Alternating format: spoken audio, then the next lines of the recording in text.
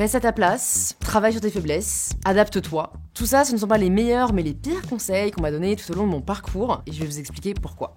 Tes études définissent ta carrière. Choisis très bien la filière que tu veux faire, choisis très bien les études supérieures que tu veux faire parce qu'après c'est ce qui va définir ton métier. Le conseil qui m'aurait le plus aidé quand j'étais ado ou jeune adulte, c'était de plus penser court terme. Et je sais qu'on vous dit de penser long terme. Parfois, j'ai été vachement bloquée par cette peur de mais est-ce que je fais le bon choix ? J'avais l'impression que si je faisais le choix A, ma vie allait être totalement différente que si je faisais le choix B. Et c'est en fait relativiser ça. Et en fait, je me rends compte aujourd'hui, pour être de l'autre côté de la barrière où moi-même je recrute des personnes, que finalement pour moi, les compétences sont beaucoup moins importantes que l'état d'esprit et la personnalité. Et donc c'est vrai que j'aurais aimé qu'on me dise qu'il faut que je me mette moins la pression par rapport aux études académiques que je vais choisir. Ce qui compte, c'est qu'on nous apprenne à réfléchir, qu'on nous apprenne à travailler, mais c'est plus un moment d'exploration pour savoir ce qu'on veut faire ensuite, et que ce qui compte finalement le plus, c'est la personnalité et la motivation.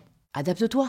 Quand on commence sa carrière, les parents, les grands-parents, ils nous disent souvent adapte-toi, ne fais pas trop de vagues, sois flexible. Et en fait, il y a une forme presque de soumission qu'on peut intérioriser, qui est ok, en fait, là maintenant j'ai un boss, donc je dois fermer ma gueule et je dois obéir. Si on m'avait dit adapte-toi et que j'avais été dans un job où en fait, je sais pas, je suis toujours envoyée à droite à gauche et je dois courir partout, alors que moi ce que j'aime c'est réfléchir, être posée sur un sujet, j'aurais serré les dents et j'aurais continué. Ça peut nous faire rester à une place où on n'a pas forcément envie d'être, ou ça peut nous donner le sentiment qu'on doit s'adapter, alors que, à mon sens, c'est autant la boîte qui doit s'adapter à la personne qui arrive que l'inverse. Reste à ta place. C'est un conseil qui m'a beaucoup été répété pendant mes études. C'est vrai que, vu qu'on étudiait les sciences politiques, on s'attendait pas trop à ce qu'une étudiante devienne influenceuse. Et quand ensuite j'ai eu envie de parler ouvertement de féminisme, quand j'ai eu envie de ouvertement créer une entreprise alors que j'étais même pas encore diplômée, franchement, il y avait vraiment beaucoup de jugement, beaucoup de regards, une forme d'incohérence, mais encore une fois, l'incohérence